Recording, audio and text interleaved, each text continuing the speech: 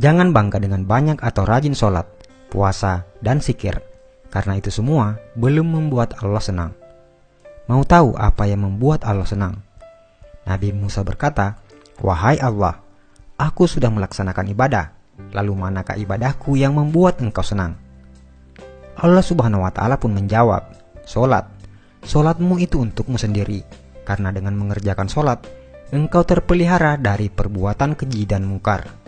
Sedangkan zikir, zikirmu itu hanya untukmu sendiri, membuat hatimu menjadi tenang. Dan puasa, puasamu itu untukmu sendiri, melatih dirimu untuk memerangi hawa nafsumu sendiri." Kemudian Nabi Musa berkata, "Lalu apa ibadahku yang membuat hatimu senang ya Allah?" Allah menjawab, "Sedekah, infak, zakat, serta perbuatan baikmu. Itulah yang membuat aku senang. Karena tatkala engkau membahagiakan orang yang sedang susah, aku hadir di sampingnya. Dan aku akan mengganti dengan ganjaran 700 kali." Al-Quran Surah Al-Baqarah ayat 261 sampai 262.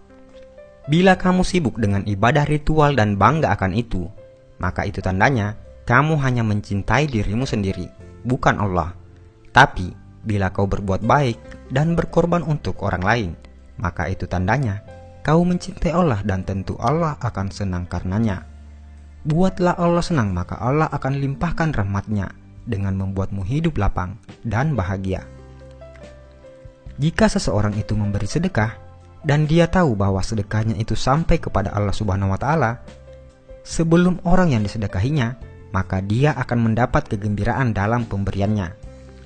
Apakah kamu tahu antara keutamaan dari sedekah itu? Berikut ini ada 20 keutamaan dalam bersedekah. Pertama, sedekah adalah salah satu pintu untuk menuju ke surga Allah Subhanahu wa Ta'ala. Yang kedua, sedekah ialah perbuatan yang paling mulia antara semua perbuatan kebaikan, dan sedekah yang paling baik adalah dengan memberi makanan kepada orang lain. Ketiga, sedekah akan dihisab pada hari kiamat, dan sedekah akan insya Allah menjauhkan kita dari api neraka jahanam. Yang keempat, sedekah mampu memadamkan kemurkaan Allah Subhanahu wa Ta'ala dan mampu memadamkan kepanasan di dalam kubur. Yang kelima, perkara yang paling memberi keuntungan kepada orang-orang yang telah meninggal dunia adalah sedekah, dan Allah Subhanahu wa Ta'ala akan senantiasa memanjangkan pahala dari sedekah tersebut. Keenam, sedekah mampu mensucikan roh dan menambah pahala kebaikan. Ketujuh, sedekah adalah salah satu cara mendapat kebahagiaan di hari kiamat di hadapan Allah Subhanahu wa Ta'ala. Kedelapan, sedekah boleh menyelamatkan diri dari celaka di hari kiamat dan tidak akan membuat Anda sengsara disebabkan masa lampau Anda.